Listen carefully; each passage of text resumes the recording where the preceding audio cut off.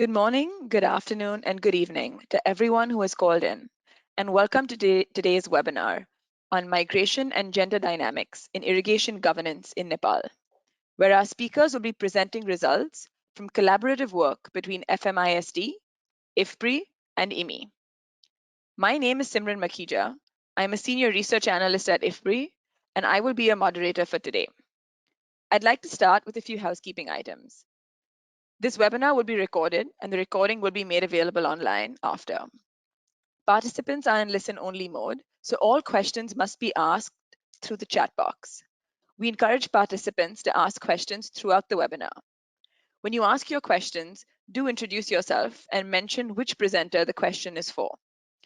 Without further delay, I'd like to call upon our first speaker, Mr. Madhukar Raj Bhandari, Director General, Department of Water Resources and Irrigation, to give us his welcome remarks. Mr. Raj Bhandari, over to you. Thank you very much.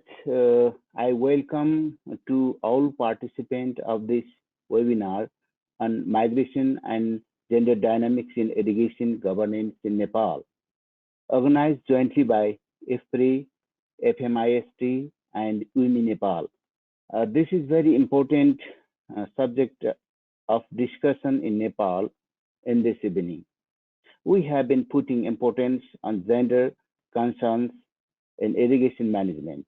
In the recently prepared Irrigation Master Plan of Nepal 2019, we included provisions of gender equity and social inclusion, JC, for greater participation.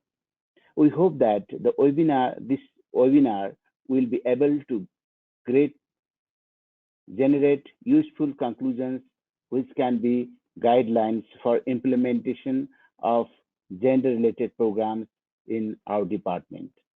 For last 3 decades, the government of Nepal has been very responsive to promote gender greater participation of women in social, political, and economic activities of Nepalese society. Similarly, the role of women in agriculture in Nepal is phenomenal. The recent phenomena of out-migration of young people from rural Nepal has put more burden in women. Government has been making effort to create space for effective role of women in Nepalese society. In order to give more state status to women, Government of Nepal has exempted certain percentage of revenue when women buy land in her own name, provided the provision of joint ownership of land between husband and wife by paying only Nepalese rupees 100 at land registration office. It is provided that 33% of women membership in all public office mandatory show is in the case of WA Executive Committee also. My department has a unit for the promotion of women participation and irrigation development and management and organizing some trainings to uh, empower the women's participation. I appreciate the contribution of FMISD, EFRI, and UNI in the irrigation sector in Nepal. I once again welcome to you all. Thanks. Thank you very much, Mr. Raj Bhandari, for your welcome remarks.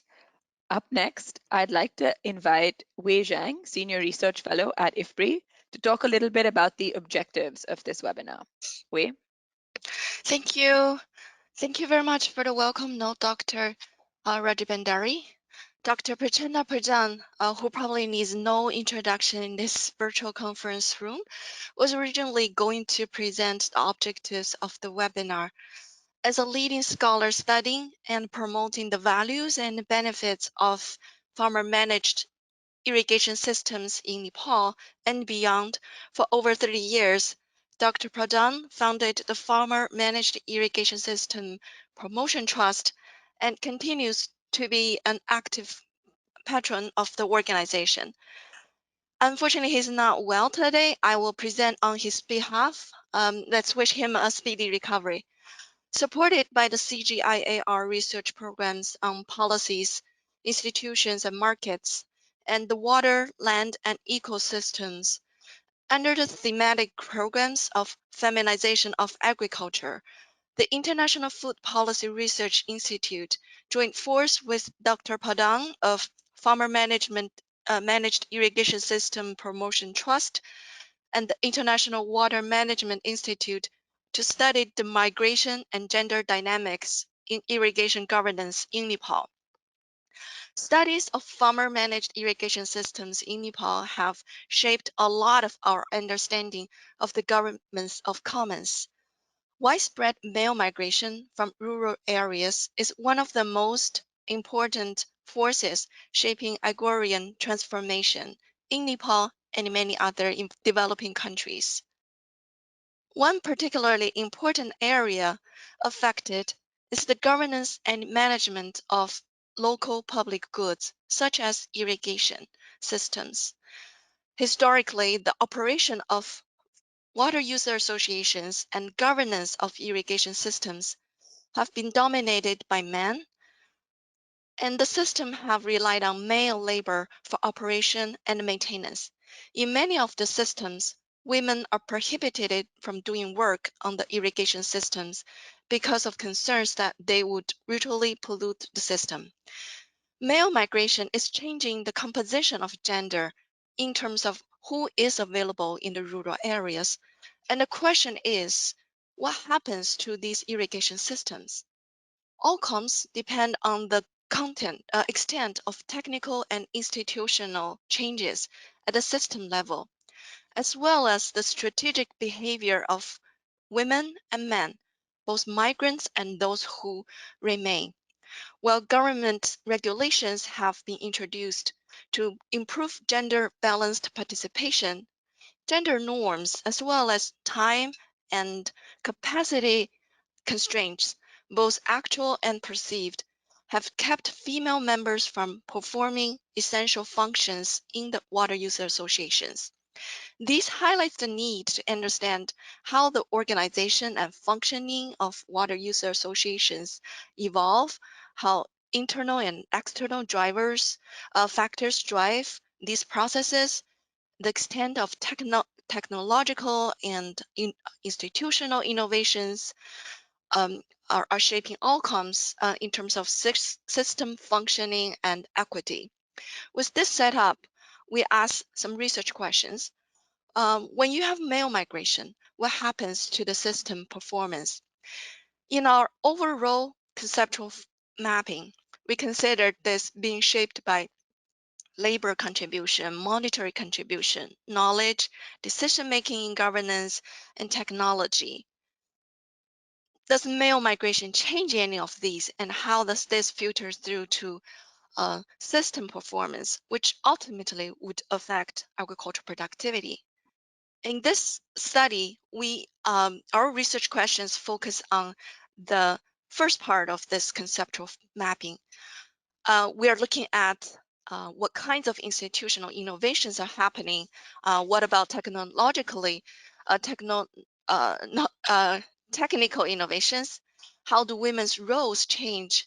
And what are the outcomes in terms of consequences for the effectiveness of irrigation systems?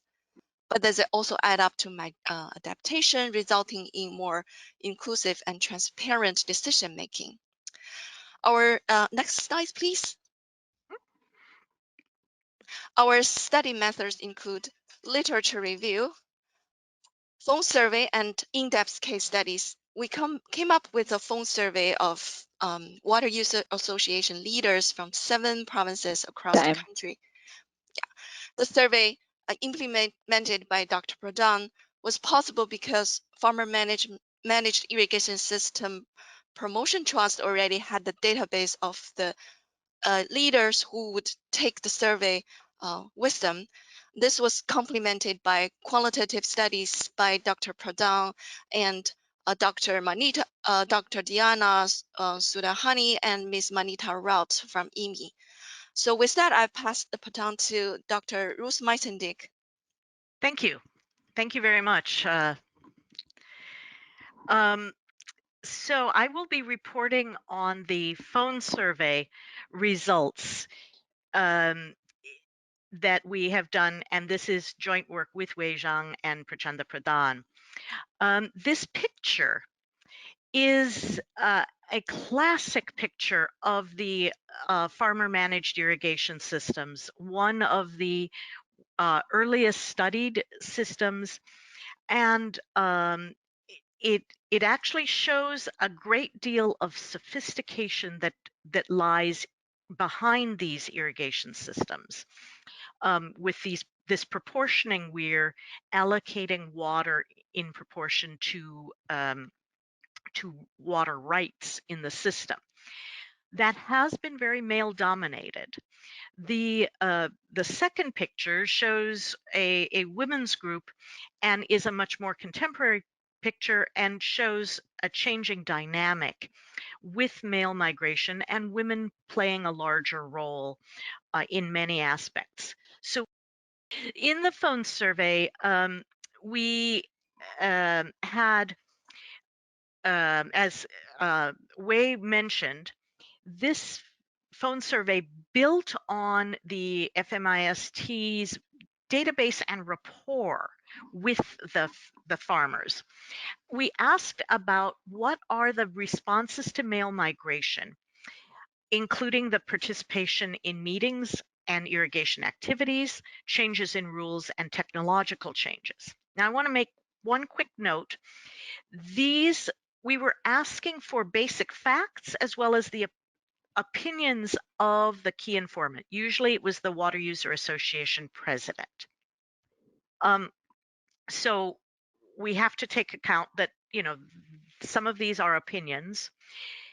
Also, we originally asked for changes over a 10-year period, but then we realized in our analysis that 10 years may not be capturing the the real period of migration, partly because of recall problems, but also migration in many of these places has been going on for more than 10 years. So the top 5 reported consequences of male migration fall into a number of categories. We've grouped them sort of thematically here. There's a strong reported prevalence of women participating in irrigation system management. But that may not be all caused by migration. There have also been regulations since 2003 requiring women's participation in water user associations. There's a shift from labor to cash contributions for operation and maintenance. That's those first set of yellow highlighted ones. Those may be either for all farmers or just women switching from labor to cash contributions, this monetization. Then the third group in white are women are becoming managers at the farm level. That leads to high workloads and for women and labor shortages at the household level. Those relate to the household level and farm, not so much to the system level. Finally, and very encouragingly, the last set in yellow and of labor shortages causing deterioration of the system, fallowing of land, or women being deprived of being members because they don't own land is relatively rare. Those are the negative outcomes that we were wondering, how prevalent are they? So that's overall signs that adaptation is happening and negative outcomes are being prevented. Then we probe a little bit more into, if we're looking at what is the effect of male migration, we're also controlling for the type of irrigation system management, farmer managed versus agency or joint managed, system size, system type, topography. So is this in the hills, mountains, or terai? Caste or ethnicity of the executive committee members. If they are from high caste, we might expect more conservative gender norms. And then the respondents' education and province fixed effects. What do we see here? Overall, we see that men's participation declines and women's participation increases. But the increase in women's participation is greater in magnitude, and only that is significant, statistically significant, for participation and speaking. Both effects for men and women, men's decline and women's increase is significant effect of male migration for participation in canal maintenance. Then when we come to looking at women's participation in more detail, again, we see a high proportion of women's reported participation even without high male migration. But migration does have a significant effect. There's no difference between farmer managed irrigation and agency managed systems. Gravity systems tend to have less women's participation, perhaps because of the technical knowledge and need to travel to do maintenance on the gravity systems.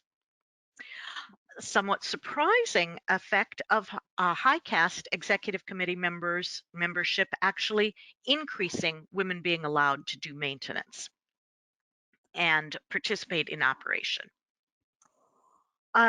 In terms of the rules, were there changes in the rules? Migration is associated with more women's membership in their own right, and rules for participation in meetings, and for alternatives to labor contributions, cash or contract labor being allowed instead of direct labor contributions. Hill and mountain systems are less likely to have gender balanced rules. Again, high caste executive committee members are associated with some more gender equitable rules. And finally, on technological change, male migration is associated with women plowing, being harvester, and also with the adoption of harvesters and threshers, which are male associated tasks, but not with weeders, which is a women's associated task. There's still very low adoption of weeders, mechanized weeders.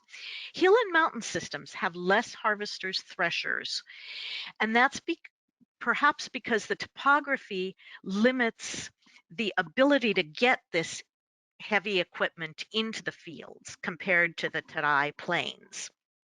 Larger systems also have more harvesters and threshers, perhaps because of economies of scale. And high caste executive committee members do have a negative effect on adoption of mechanization. So these raise a number of important issues. We're now going to turn from this overall statistical analysis to a more detailed look within 10 cases. And I'll turn it over to you, Simran, to introduce our next speaker. Thank you, Ruth. Do we have Wei on next? We have, okay. Thank you so much, Ruth and Wei. Up next, I'd like to invite Ujjwal Pradhan, who's the Chief of Party for Forests Plus 2.0, Forests for Water and Prosperity, a 5-year program of USAID and the Ministry of Environment, Forests and Climate Change in India. Thank you so much, Mr. Ujjwal Pradhan, for stepping in for Prachanda ji at the very last minute. We really, really appreciate it. Over to you, Mr. Pradhan. Dr. Pradhan. Sure. Thank you, Simran. Good morning, good afternoon, and good evening to everyone. And as Simran mentioned, I'm filling in for Dr. Prachanda Pradhan. And as I went through his slides, it brought back fond memories of having also accompanied him, having done field research in some of the irrigation systems that are mentioned in the study. But I would like to mention that I am not involved in this particular case study work. I would narrate, Dr. Prachanda Pradhan's presentation. And next slide, please. Yeah. So basically, we will talk about the background of the case study. And this is, as Ruth had mentioned, a sharing of the findings from the 10 case studies. So the assumption, basically, as part of the larger research problematic that Wei and Ruth mentioned, was that out-migration of youths from the rural areas would create a vacuum of labor force, which then results in the increase in the burden of the agriculture as well as irrigation activities for women. So we're not only looking at irrigation systems alone, but the larger context of both agriculture and irrigation. And the specific objective of the study, and as part of the several study methods, that we're really trying to look at this from a wider perspective that's empowering women for decision making in agriculture and water management. And so decision making is very crucial, not just participation, and it encompasses factors such as the changes in technology, the legal systems, the agricultural mechanisms, labor demand, supply, and concretization or physical improvements in irrigation, as well as the transportation systems and the monetization of the economy. So the changing nature of rurality within which irrigation systems are embedded, there are lots of things that are going on. What are these economic and social forces at work? Next, please. Okay, so these 10 irrigation systems are located in the Tarai Plains, towards the south of Nepal, as well as in the hill areas. What is important to note out here is the diversity that we see, the range in terms of regional variation, and also the historicity. Some are new, meaning just barely 20 years. Others are over 300 years old. And looking at the historicity, one can get a sense of, different political regimes, different policies, as well as the variation out here in terms of the size. So farmer managed irrigation systems over 3,000 hectares of command area are large irrigation systems that are managed solely by the farmers. We also have the types in terms of gravity and pump, as well as management by joint management or FMIS. Next slide, please. Yeah. In continuation with looking at the location and the variation amongst the 10 irrigation systems, Dr. Prachanda Pradhan has studied several of these systems over the last 20 to 40 years and have observed the multi-factor changes over a period of time.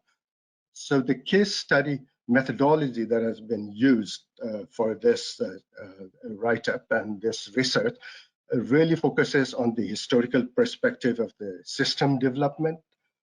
You can get a sense of how organizational evolution and trajectory have come about, the changes, the drivers of change in that particular place, and the changes in the roles of women and men, and also through focus group discussions on gender dynamics, as well as key informant interviews. So the merit of the case study out here is basically looking at the qualitative aspects of these irrigation systems and the gender dynamics, as well as it provides a richness, into the dynamics of the irrigation systems more in greater detail over a period of time, and also allows us to ask and answer why certain changes have occurred.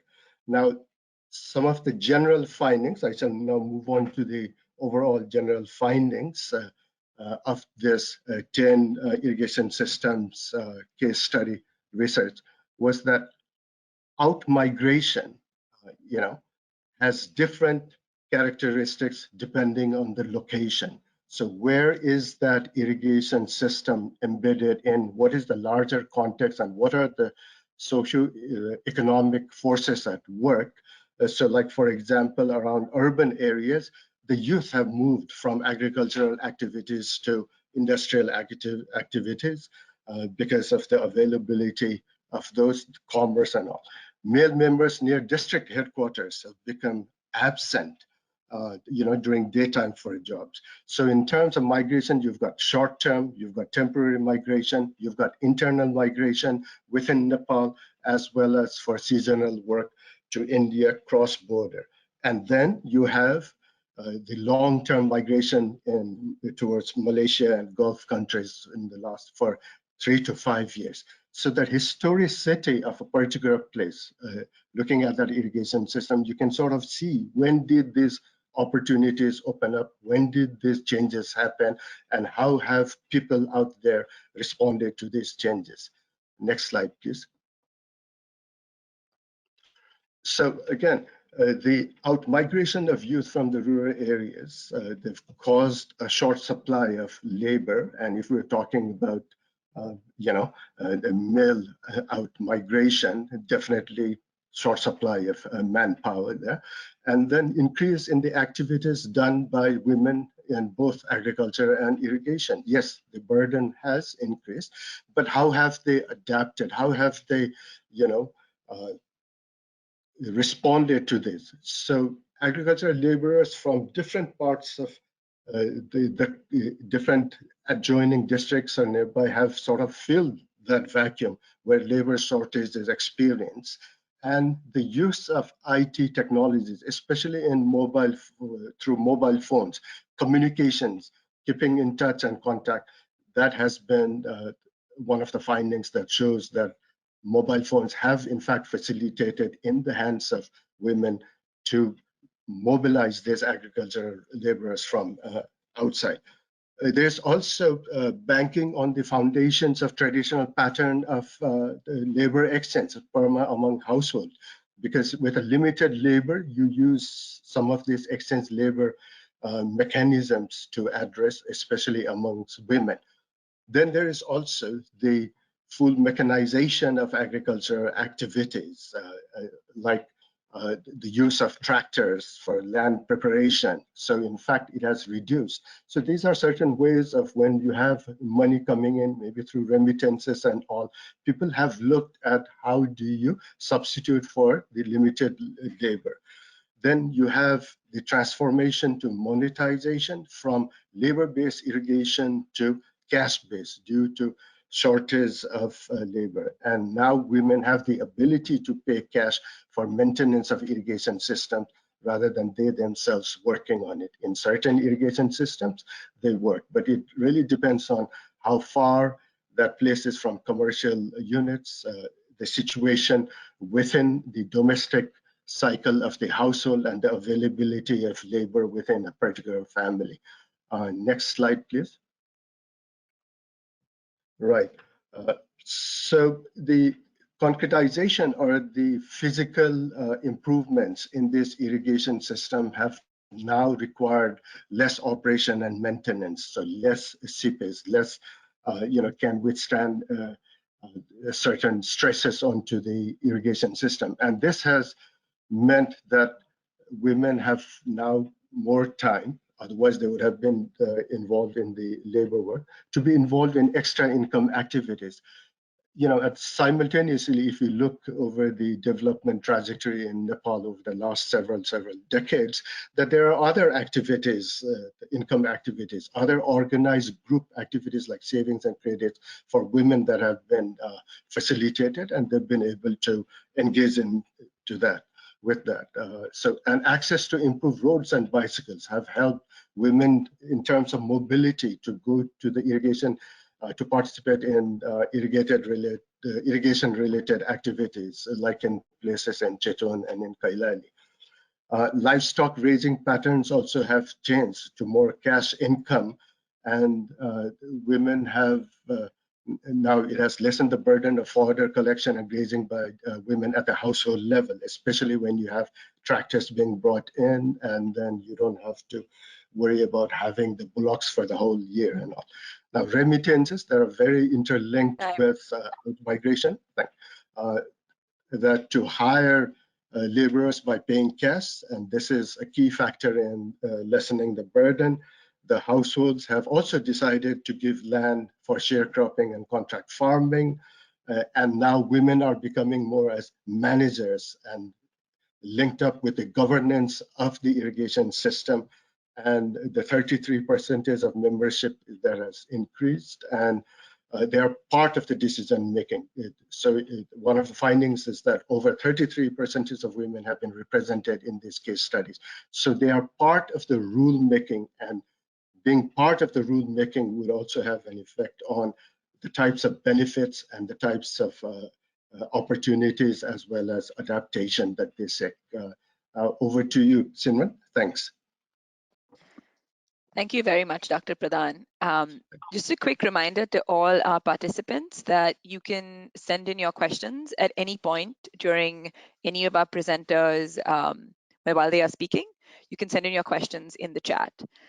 Up next, I'd like to invite Manita Raut, a Senior Research Officer at the International Water Management Institute, to present. Manita, over to you. Thank you so much. Hello, everyone. I'm representing today work done by Dr. Diana and me from IMI with close guidance from Ruth and the team. So today I'll be sharing reflections on gendered institutional dynamics reshaping women's role in water user associations in Nepal, where we studied two cases, one in Tarai plain of Nepal and another in mid hills here. All the animations, please.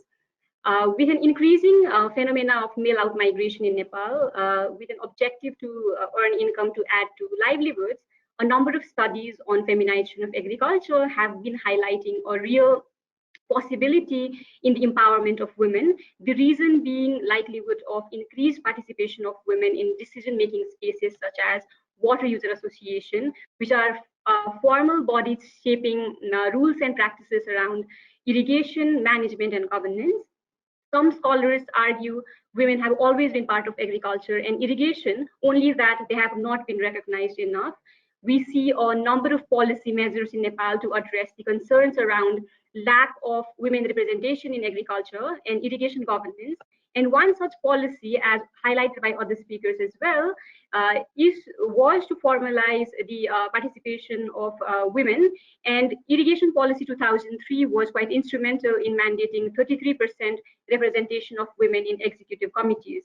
Now, such policy measures have been seen by many at starting point to formally promote and increase greater participation of women in water user associations, while there are other scholars who have pointed out that such implementation have often resulted in tokenistic participation and does not always result in greater decision-making authority and bargaining power for women.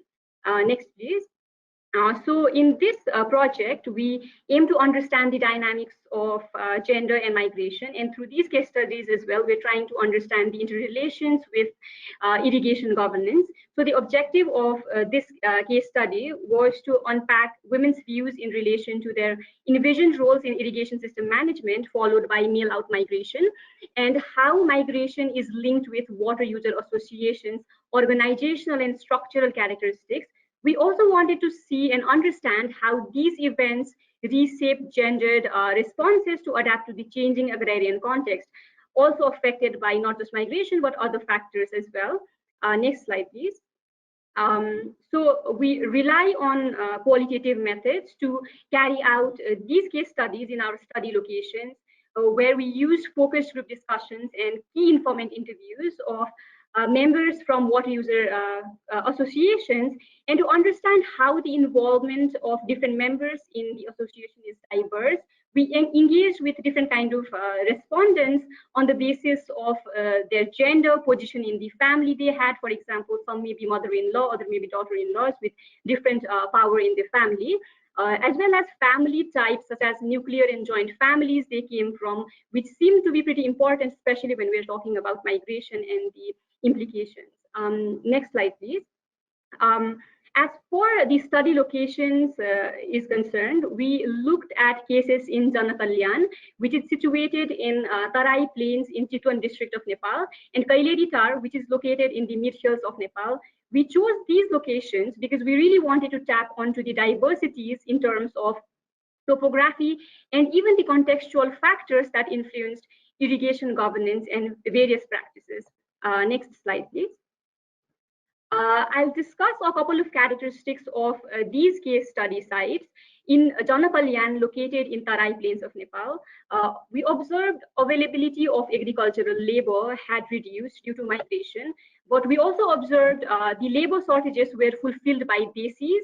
Desi are a group of migrant laborers from Nepal and India who provide seasonal labor on contractual basis. But in hills, in Kaileditar, we observed limited scope to hire labor that would compensate for labor shortages. Regarding engagement of women in water user association, in Janakalyan in Plain, we found that in the association, there was a provision to hire irrigation operator for canal management who irrigated farming plots for the members. And mostly women were not participating directly in the association, but they used informal ties and asked their relatives to represent their concerns in this decision-making space. However, things are quite different when we looked at case in the hills in Kaileditar, where women were involved or were rather pushing to increase their role in canal management. Now, beyond just factors that immediately affect or directly affect water management, there were also factors such as agricultural mechanization on rise in Tarai, and we could see that there was an increasing use of tractors, harvesters in different seasons. But in the hills, we found that mechanization was happening, but it was quite slow and was also limited due to topographical challenges. Next slide, please. I'll now share key findings and reflections and discuss what these mean. We observed diverse ways women exercised their agency in Janakalyan in Plains due to multiple care agricultural responsibilities of women, especially in nuclear families. We found that they used social network to access water in their farm plots. They did not feel that their direct participation was necessary since water was abundant and there was less water sharing conflicts. But when we look at the case of Kaileditar, we found cases where women insisted on increasing their roles in canal management. For example, in this hilly case, we found that water user association practice allowed only men to provide canal maintenance labor, and women were supposed to contribute cash, and limited ways to address labor shortage led women to actually seek options where they can provide labor instead of cash. When we look at the external factors, we found that mechanization seemed to have helped women to save time and address labor shortages created by migration and other factors to some extent. Although we found that mechanization did not always make things easier for women. For example, in case of the hills, we found one example where men used to plow land followed by leveling the land, but with emergence of hand tiller, men stopped leveling the land, and now this had become new responsibilities of women. So in this case, we found that this really increased work burden for women even more. Next slide, please. Now, when we reflect overall on gendered participation in water user association, we look at it from two perspectives. One is the increased participation of women does not necessarily mean greater decision power for them, as reflected by one woman member of the association in her testimony, where she highlights how women lack decision making in the association, and also points out that their opinions are less valued in comparison to men. At the same time, we found that no direct participation of women, but use of social network helps some women to fulfill their irrigation and water related needs. Family ties in some cases were seen to be instrumental in appointment of women in irrigation executive committees too. Now, just something to think about here is that there are multiple ways women engage in irrigation decision-making spaces. And next slide, please. And when women engage in these spaces, the contextual realities they engage in determines how they participate. In our case, in Hills, women actively seek direct involvement to address practices that does not benefit them. For example, the case of canal management that I shared earlier, women also recognize, and this is quite interesting, is for them to meaningfully participate and their opinions to be valued. One woman shared that men should support them, and this is something that is coming up in migration and decision-making spaces that women enter in. Next slide, please. So when we looked at women's views and strategies to cope with male migration, we found that they are linked with water user associations, rules and functioning, but they are also influenced by external factors, such as the rules and practices within association, decisions on water distribution, but the social network both men and women bring with them in this association is quite important, and we need to think about that. Next slide, please. Now, this is my concluding slide, and we came to these reflections, and Ruth pointed me in that direction. So implication of male migration for women in water user association were seen to be shaped by women's agency, but the choices women make are shaped by contextual realities and various factors that affect the availability of agricultural labor, availability of remittance income to pay for agricultural labor, the implications of external factors such as mechanization, where women can sometimes benefit but can be burdened at the same time, and lastly by leadership of few women who choose to engage in male space, or as irrigation space was considered a very masculine male space. But there are some women who are pushing for the practices to change and are really trying to benefit from new practices they push for. With that, I conclude my presentation and look forward to discussion. Thank you. Thank you very much, Manita. I'd like to thank all the presenters once again for really interesting presentations. Up next, I'd like to invite Pranita Udas, Research Fellow at Thompson Rivers University, and Chandra Gurung Godrej, the Senior Gender Specialist at ICI MOD. Pranita and Chandra will give us their discussant remarks next. Thank you. Yeah, thank you, Simran. My pleasure to be part of this webinar. And good morning, good evening, good afternoon to everybody attending this webinar. First of all, I would like to congratulate the team for carrying out such a comprehensive study covering overall, we started with the survey and then going through the case studies of 10 irrigation system, and then to narrowing down to the in-depth study with a representation of hill and Tarai irrigation system. So congratulations, and I was very interested to listen to all the presentation. As we all know, I just want to contextualize this study in terms of talking about the male migration is not a case only in Nepal. It's happening in many other part of the country also, many of the part of different countries, and it's a global market that has opened this, the possibilities for grabbing the opportunity to increase caste economy. And countries like Nepal and some others, the male migration has been increasing. So overall, this case from Nepal might also be will be contributing, like earlier, the study by Ostroms on others on managing a common property resources, and it's a very contextual, very significant study to address present context of human mobility around the world and food security, where the irrigation system is a lifeline for still a food security for a lot of people who are living in those different areas. So I would like to with this context, I would like to highlight some of the points that you have, the presenter has talked, and I will be bringing some of the talking points.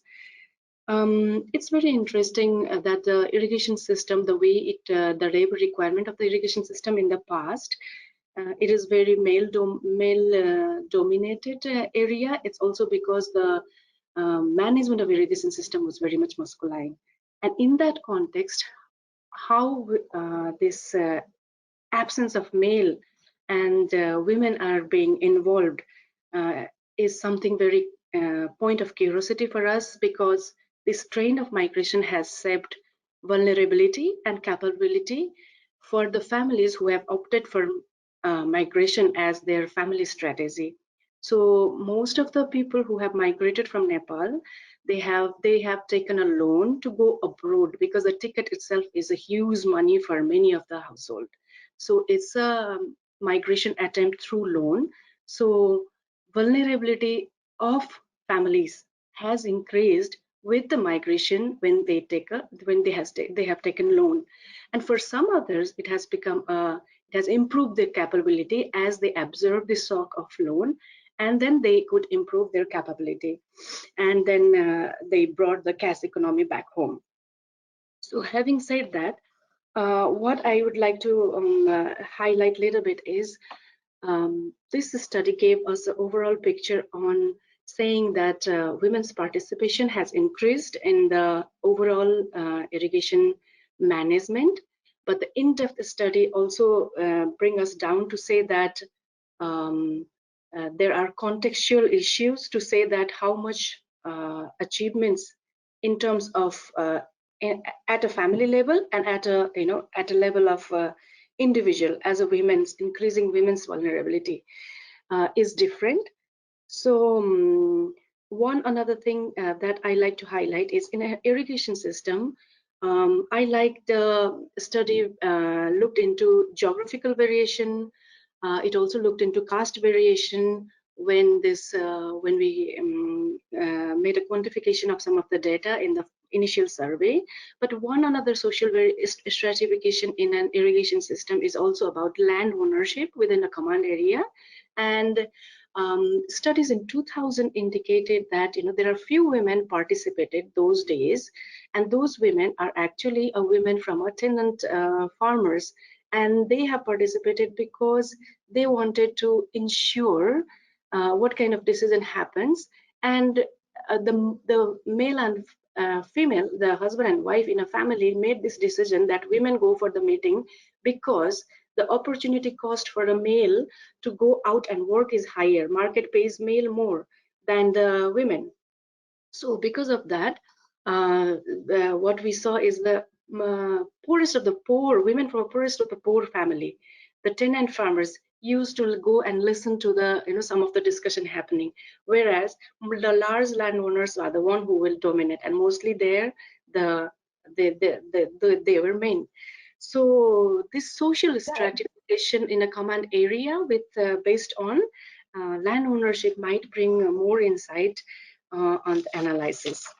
I think with this, I'll close my remark, and thank you very much for the study presentation. Yeah. Thank you very much, Pranita. Up next, I'd like to call on Chandra Gurung Goodrich, a Senior Gender Specialist at ICI MOD. Chandra, over to you. Okay, again, good morning, good evening, and good afternoon to everybody out there. Thank you. I would first of all like to thank the team for inviting me to be discuss on the paper. And as Pranita said, it's indeed a very interesting studies. You've done a lot of, I think, studies taking 10 cases and doing all this qualitative research. And for me, coming from the social science background, qualitative research is something that I'm really interested in. So some of the major points that is takeaway for me, or I'd also like to discuss and have more discussion on, is that the topic of this webinar on impacts of migration on gender dynamics in the irrigation management. I think the way that has been brought out about how male out migration has impacted the gender dimensions in irrigation system has come out very well, and because of that, the more women stepping in. But I would also like to look at it. I think more discussion is that, are we discussing about women stepping in the governance frame of the irrigation management? So it's of the governance structure, it seems like, so how many women are participating, how many women are there in the decision making role. Whereas if we talk about women's actual role in irrigation, not the governance framework, I think this has been happening not just in Nepal but in many other places. It's just that I think the recognition is coming too late when we see that male migration is happening. But if you look at Nepal, this male out migration has been a historical event. It's been going on for many decades. But I think it's getting more, for the past few decades, it's getting more in the discussion or the discourses, particularly because of urbanization and climate change. And I would really, I think, want to take this discussion towards, okay, so if this is happening, the gender dimensions or the dynamics is changing because of male out migration or even other socioeconomic processes that's happening, then how does it, I guess, coming from the social science background and coming from the gender background, I would like to see and discuss more around how is this changing dimensions or dynamics, is it really contributing to the uh, empowerment of women, the gender equity, gender equality we are talking about? Because especially in Nepal, with this new change in the structure of the Nepali governance systems, and we see a lot of changes happening since 2017, whether it's in the water sector or we look at other sectors of agriculture or energy or irrigation. There's a lot of things are happening, and now how is this migration of men and then women stepping into this governance structure of irrigation management, has that made a difference? Is this an opportunity for moving into transformative change? That's the discussion I would really like to make, because I see certain points that you've made out, about cash, the monetization of this PERMA system. Is this an opportunity? Because if you look at PERMA system historically, there has been a very unequal on the basis of gender. A man's 1 day is equal to women's 2 days. But with cash, can this be an opportunity? Has that been looked into? So I just wanted to channel this discussion more into that frame, because are we looking at women taking up this work just for the sake that women can take it up, women can prove they're as good as men, or is it for the sake that we want to see that women are empowered, have their agency? Because we know these structures are the one which is really Pranita, remember we had a big study where we showed that women has the skills and capacities have increased tremendously even in Nepal that we're talking about. But is these structures and these processes in the institutions that's really negating the agency? So I just wanted to also take this discussion towards that level through this irrigation management. Because when we look at this, there was a study, I think in 2011, that looked about for, I think, in 31 districts on the water users associations, and out of them, I think majority had only 1/7 of women members who were actually talking or doing something. Otherwise, participation of women in this state is taken as voluntary work, which is the entire critique that we need to, I think, criticize. But I am very happy to see this work that's also going more further into depth on why is this happening, what is it leading to?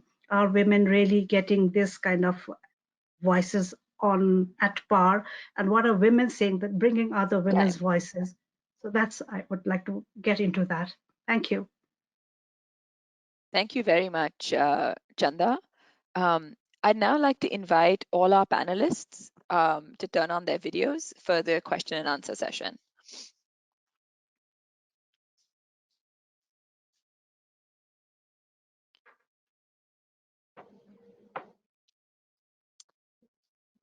Excellent.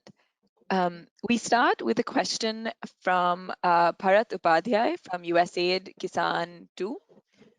His question is, to what extent Are agriculture policies aligned with other sector policies related to NRM? Dr. Pradhan, if you'd like to take this question, I'll give you the first, or if you'd like to hand it to somebody else, and you have about 2 minutes to respond. I would like to hand it over to somebody else. Okay. Maybe I can highlight. Go ahead, Pranita. Yeah, my understanding with getting involved with some of the irrigation program under ADB-TA, Asian Development Bank's TA, most of the, and Madhukar sir can also add on this, it's a group of people, in the funding agency, as well as in the development, as well as in the bureaucracy, that working together in an intersectoral perspective. So effort is there to try to align the policy as much as possible. So for instance, this women's participation in irrigation policy is an influence of what other sectors are doing. Otherwise, it was for a long time, it was a big question, why women in, why we should force women to be in the committee, kind of, that was a kind of response from a bureaucracy, and even from a farmers, like, why I'm doing it, as a man I'm doing it, why my wife has to be in the committee, kind of thing. So this 32% of, and at first am I already finishing my 2% to 10 minutes time, correct? 2 minutes time. Otherwise, I just want to tell you the history, because at the beginning, it was only 20% with the clause if available. It was not like 33% has to be there, and it's since all the other sector are also doing, and we see the changes happening in the demography, that more and more women are taking responsibility, and there are more and more of also the advocacy from a feminist group that has brought this quota policy. I would say that. Yeah. Thank you so much, Pranita. Our next question is from Fraser Sugden. And this question is for either Manita or Ruth.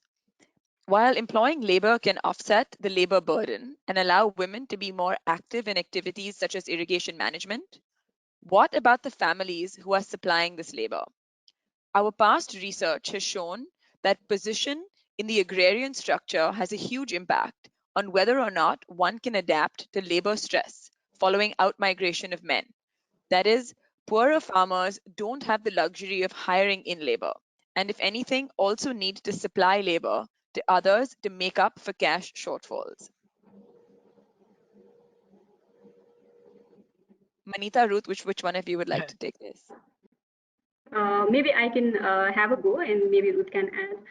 Sure. Yeah, that's quite true, and some of those reflections also came along when we were trying to do our case studies. We although found that things were quite different in terms of labor availability within the family when we're talking about either nuclear family or a joint family, because even in case of poorer farming households, we found that if for example, in a nuclear family, a man has migrated outside, either there are men in other men available to provide labor or not is one thing. But at the same time, even with the remittance income, I'd like to highlight one thing that Pranita ji also mentioned it earlier, which was basically in terms of loan that people take, and even with migration happening a lot of times, especially farming households who are quite poor tend to face the burden of loan, and they may not be receiving remittance income, further stressing the ability to pay for any hired labor availability that might be in a particular case. So with that, I'll pass to Ruth. I think you've covered that quite well, so we can maybe take a different question next. Great. The next question we have is from Sushil Subedi. Outmigration from communities has essentially burdened women and elderly with extra workload. With the new demand to involve women in irrigation activities, including formal committees, aren't we adding to their woes? Moreover, practical evidence has demonstrated that inclusion of women in the decision-making of irrigation systems has been ceremonious only. I'll let Dr. Pradhan or Ruth take this one, unless somebody else wants to jump in. Sure. Okay, let me go ahead with this. Yes, as in fact the presentations also have pointed out that true, the burden and responsibilities have in fact increased on the part of women for both the agriculture as well as irrigation spheres. But these are very much part of the livelihoods of the people in the rural areas. Uh, and what is important is how have women facing these added responsibilities or having to fill in the gaps have actually come up with different strategies or adjusted and taken advantages of the new opportunities that are present out there, given this change, right? And the case studies as well as the deep dive, in fact, shows from a historical perspective where if you're looking at some of these irrigation systems, like 20, 30 years ago, women were also not allowed to work in the irrigation systems, except for a few. But what is important is if there is an engagement, and if in fact they're part of the decision-making group, that the rule making and the rules that are made, because they have a say in it, would in fact have implications for the benefits or further responsibilities. And out-migration, in fact, has brought about a number of opportunities for rural women, as was pointed out, hiring of labor, mechanization, monetization, and remuneration. But what it is that women as well as these households are operating within limited labor availability as well as cash availability and the burden of both trying to pay back the loans if they took any loans, as well as, let's say, childcare, depending on the domestic cycle of the household. What is necessary is how do we level the playing field? How can there be policies and programs that in fact allow access to credit, finance, networks, institutions, uh, and leadership opportunities that allow women to be in the public sphere? Because there's quite a bit of spillover effects from being engaged in forestry, or there are examples from community forestry where they have moved on to others. If we look at the existing parameters of the constraints, then it would be very difficult. It would be choosing this or that, and then the burden obviously increases. So from a policy matter, from an education matter, it would be great if there is a for the ministry or the department or universities to really look at this as part of the curriculum in terms of the gender dynamics and the evolving nature of the situations that we face uh, in in the context of remittances as well as out-migration. Out-migration is like a safety valve right now. People are able to go out and get jobs and all of that. When that closes, look at, for example, the implications of COVID-19. When the infrastructures and constructions in the Middle East will end, what is going to happen? So I think from a policy point of view and all that, we really need to look at how do we level the playing field, how in fact participation is not only token participation, but in fact they are able to be part of the governance system in order to have a voice in the rule making and decision making, as well as there are things beyond their capabilities in terms of access to credit, finance, network, leadership, the avenues, and interlinkages between different organized groups. I would sort of say that, yes, burden has increased, but we should look at opportunities. Thank you, Dr. Pradhan. And since you mentioned COVID-19, I'm going to jump to another question related to the same topic from Evaristo Mapezda. How has COVID-19 impacted migration and further reconfigured gender relationships within irrigated agriculture? And this I'll let any one of our panelists jump in for. I was reading the news about what's happening to this migrated male who has come back, and going through the discussion on this is the real time that Nepal has experienced number of shocks from earthquake, and then the blockade, and then the COVID, and then some hope from the migrated male who will bring the economic cash back. They have come back and become more vulnerable. With that, actually, I would like to just add on ongoing discussion that there is a group of people who are talking about now. This is a real time for Nepal government to think about this trend of encouraging male to go out and to actually create an opportunity, discourage now male to go out and create an opportunity to improve the productivity. I think, and this is the right time that this kind of a study, the water being a lifeline for food productivity, and all over the world we are now talking about local local sustainable resource management, instead of being connected with the world and we depending on some countries who produce it far away. So in that context, I think for us now is the real time to think about what kind of sustainable policy on irrigation, water, agriculture, food productivity Nepal should have. Yeah. Thank you, Pranita. I'll move on to the next question from Rashmi Kiran Shrestha from Nepal. And this question is for any and all of the presenters. Are women interested in agriculture activities? When they have already lots of domestic work burden, is it fair to ask them to engage in agricultural activities as well? Ruth, is that a hand? Would you like to take that? Sure, I'll come in on this, and here I'd like to draw on the 10 case studies that Dr. Prachanda Pradhan had done, because I've spent some time digging through the results of it, and it comes out to it varies.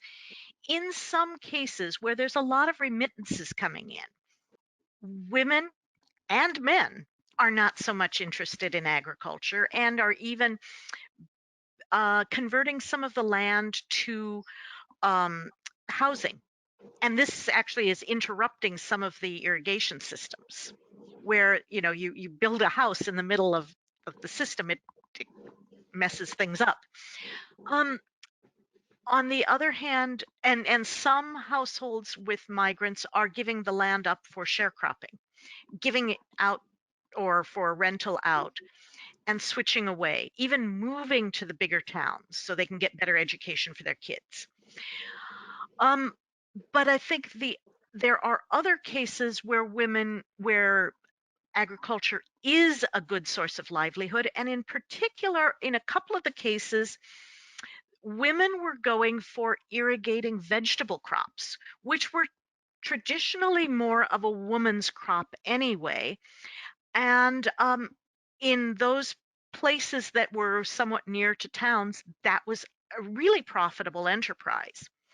So I think, coming back to one of the earlier questions about whether women engage or not, I think it's a matter of women's agency. Are they allowed to engage if they want? Do they choose to?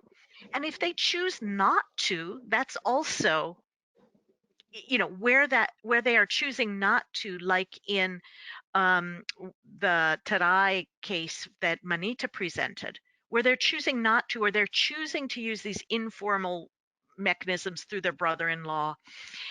That's also an exercise of agency, even if it doesn't work out the way people want it to. Thank you, Ruth. Next, we have a question from Ananya Chakrabarti from ICOSAT in Hyderabad. This question goes to anyone who'd like to answer it based on the case studies. How do social norms like patriarchy and women's traditional role as housemakers and not breadwinners cause the substitution of women's labor power with purchasing labor power in the market? What is the type of agricultural labor being hired instead? Who is replacing the labor of male outmigrants? I think it's really contextual. For example, if I have to give the case of Tarai Plains in Nepal, we found that the substitution in terms of male labor was available from a practice called desi, which is basically male laborers that who offer their service in seasonal basis for various agricultural activities in contractual basis. So that kind of provision was quite critical to replace the lack of labor from the household that various farming households would get. But when we look at the hilly case, for example, in our case study, we found that the substitution provision was not really there because they did not really have the practice of desi sort of thing happening in there. But with that, I think that's something that Ruth mentioned earlier in terms of how when we talk about mechanization, that's also adding to the labor shortages and addressing that kind of challenges that various farming households face. The kind of technologies that are coming in, such as harvesters and that sort of replaces male labor in some sense. But when we talk about weeders, that does not really come in, even in Janakalyan where mechanization is in high rise. So we get to see the dynamics where weeding related activities that women do is not really replaced by mechanization. So there are these multiple factors that are in play, and even in both contexts, situations are quite different. But I think when we really reflect and zoom out from this, it really depends on whether labor is available or not for hire, and at the same time how mechanization is kind of addressing the labor shortages. But is it really benefiting women in all cases? In our experiences, not really. Thank you, Manita. Next, we have a question from Alicia Kendrick Pradhan. This question is for Ruth. Did your research reveal the way that women's labor and participation was designated within households, specifically joint households? For example, were wives more likely to participate than mother-in-laws, or both? Did intra-household power dynamics impact your results in any way? I'm really glad you asked this, Alicia. Partly, I have to say, this study didn't get into that so much, but Manita actually might come in on some of this because you interviewed both mother-in-laws. And however, I have a co-authored discussion paper from another study that came out, I think yesterday, on that looked exactly at this. Of the effect of male migration and social position within the household. And we used both quantitative and qualitative evidence on the effect of these things on women's empowerment using the Women's Empowerment in Agriculture Index data, but also qualitative. And broad pattern is that when if the husband migrates, it disempowers a daughter-in-law who lives with the extended family because her husband isn't there as a buffer. It's empowering to a wife, though, because she is now taking on more decision making. Also, a daughter-in-law may be kept at home more because her in-laws require it.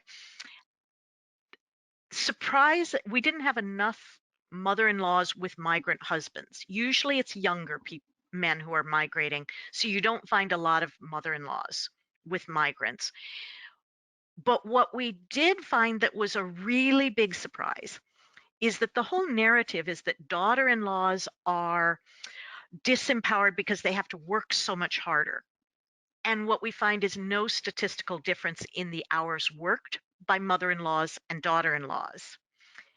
What we do find is mother-in-laws are doing more productive labor, daughter-in-laws more reproductive, the domestic, and mother-in-laws are directing the daughter-in-laws. That's why not having your husband there as a buffer matters.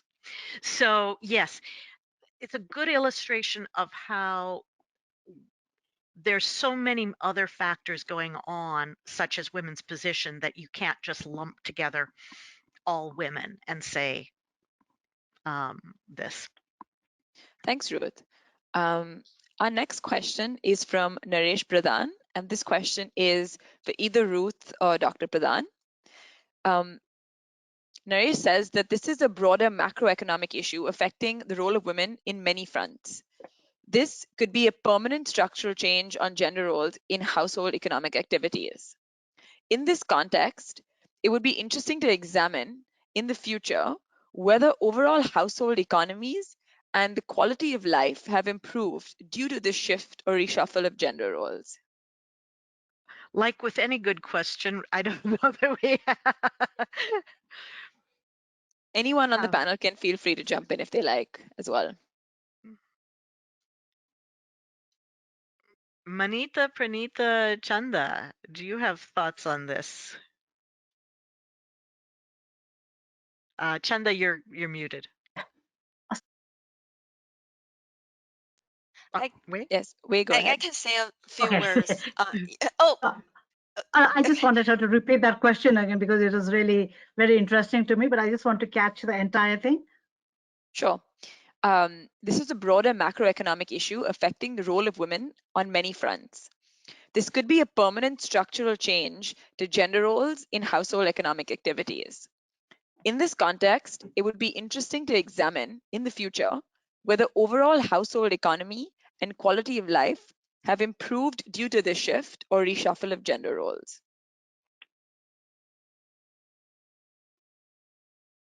Wade, would you like to? Yes, I certainly agree that this is a very important macro question, not just economic, but also education, health, and psychology. So what I heard from the experience of China is with large scale migration, in the case of China, there's both men and women, often they're parents of young children who migrate to urban areas for job.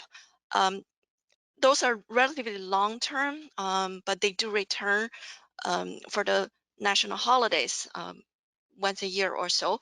So there has been documented, impact on children's. These children are called child left behind. They lived and raised by their grandparents, and so there's a lot of psychological impact, education, and also burden on the grandparents as well. So I certainly agree this is an area that deserves a lot of attention. As a student from natural resource management with more focus on gender, one of my learning is that gender is a fluid relationship and it will constantly keep on changing. So I really like the question that what the structural change that we have seen with migration. And if we see the history, the whole feminist movement started when the women were always in the domestic sphere, and they got into the male sphere when all the males were in a fight for the Second World War, all these wars. So it's a kind of that kind of situation now with the Nepal. It's a case of migration, but there it was a case of war, right? But of course, in both places, it's male migration. So what I'd like to highlight to give an answer to this question is that working on gender and gender relation, it will never end. We cannot say that we have achieved gender equality or equity, because the new dimension will keep on coming. Like we gave an example of China, and of course there are certain things with the male migration now, but there are different type of vulnerability and issues. And so working as a human being, working constantly in upcoming new gender dimension, is something I think as an individual and professional will be continue doing. Yeah. Thank you, Pranita. Yeah, Manita, 30 seconds. Yeah. We want to try and get two more questions in before we wrap up. Thank you. So I just wanted to add one dimension to that question. When we talk about quality of life, but who are we talking about? Whose quality of life are we talking of? That of men or women in this larger discussion? Because oftentimes when we talk about gender, irrigation governance. In various communities, we get very interesting feedback sometimes saying, oh, now women are going to dominate men. So will the quality of life when women are starting to be empowered and are starting to choose how to decide in these spaces, how will this be taken up by the masculine domain of thinking? So just that. Thank you. Thank you, Manita. We have a few more minutes before we need to close. I'm going to try and get in two more questions. The next question is from Labisha from IVMI in Nepal. Is there any interest currently in changing the language of this labeling women coming into governing spaces as undertaking a burden? Is the burden not existing unpaid labor and not necessarily this new participation in governance? I see Manita smiling. If Manita, if you'd like to take that, or if it's open to anyone on the panel. That discussion with her because she's my colleague, so I just let someone else to Chanda, I see your respond hand to up. that. Yeah. Yeah, I think the for me also this is the main in a way crux of the thing is what is this labeling about, so till I think the labeling is because we are ignoring the value of the work. Is it just, as I said before, is it just because women come into this space of governance or decision making, then only the value, or whatever the value when they were doing the work without coming into this space? So I think that's where sometimes we get so entangled in this discourse about equality, equity, participation. We forget the value of what is already being done, what they're already doing. So and I think the basic thing is, how do we value each person's, each individual, each group's knowledge or their work, their capacity? And so just because women are working in this reproductive, as you say, the reproduction role, is it less valued? Do they have to enter that space of productive work to get valued so that they become equal? So I think that is the discourse we also need to think about more deeply. And that's where we get caught up into this, which space, who has that space where. So that would be my, I think, response is the value of their knowledge and their role at the work they're doing. Thank you, Chanda. I'm going to take one last and final question from Jayabir Karmacharya. Is the increase in women's participation also helped because of the education system and knowledge enhancement of women rather than only migration by men? Did women's participation happen only because men's migration, or is this also due to women's empowerment? This question is once again open to anyone on the panel. I just want to share one of the experience that I recently had because I'm considered to be an educated woman who's working right now in gender and water. You'd think that in my locality, my neighbors would think I would be important enough, or I would know things about drinking water taps in our in our house and the communal management of it. But when my neighbor came one fine day, he asked me, "Is your dad here?" And I said, "Can you discuss if it is water related? Like, can you discuss that with me?" And he said, "No, I'd like to discuss with your dad." So I think I think I mean, of course, education and other the way the society is changing, the way social networking sites are being used now. We have so much information, but I think it's a slow process, and they definitely have helped. But I think even in the most educated families, there are still those constraints. Thank you. Thank you, Manita. We have 5 minutes left, and now I'd like to hand over to Ruth Meinzendick, who's a senior research fellow at IFPRI, to give a vote of thanks. Thank you. Before I begin the formal vote of thanks, can I just come in with one personal note on this?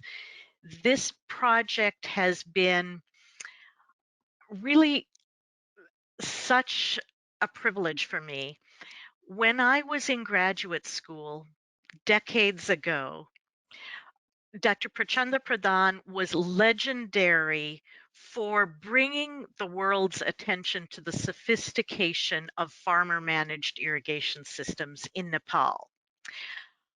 I learned a lot about it secondhand through Dr. Ujjwal Pradhan, who was my colleague in graduate school, who was doing his dissertation work and then went on to work at IMI in Nepal after that, and then on to many other things.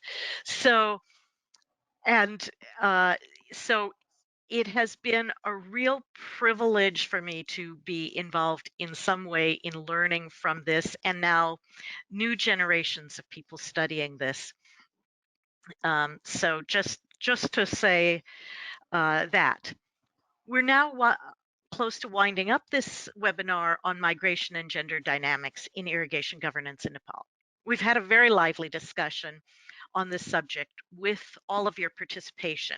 We appreciate all of the contributions, including the ones in the submitted writing questions that we will take note of, even if we weren't able to answer them. First of all, I extend my vote of thanks to Mr. Madhukar Rajbandari, Director General, Department of Water Resources and Irrigation. He was kind enough to start the webinar with his note of welcome in the beginning of the program, linking this topic to the current key policy issues that are being addressed in Nepal. I want to thank the paper presenters and discussants for sharing their insightful thoughts on this webinar. And to Dr. Prachanda Pradhan for his leadership in this project throughout, and Dr. Ujjwal Pradhan for filling in as his voice in the last minute. We have participants from many countries in this webinar. Though the seminar was supposed to be organized for Nepal audience in Nepal, COVID-19 gave us the opportunity for the webinar, and the information technology has helped people from different parts of the world to come together and discuss on this one common theme. So I thank you all throughout the world for this. I want to thank IFPRI, IMI, and FMIST management for supporting this research program. Special mention for the financial and technical support by the CGIAR programs on policies, institutions, and markets, and water, land, and ecosystems. It will be a great injustice if I do not mention the contributions made by the leaders of water user associations in the phone survey and the contributions of the members of the water user associations during the case study of the 10 irrigation systems and then Manita's follow-up in the 2. Simran as facilitator and Evgenia Ansimova have done an excellent job in keeping the program on track, and they deserve our great thanks.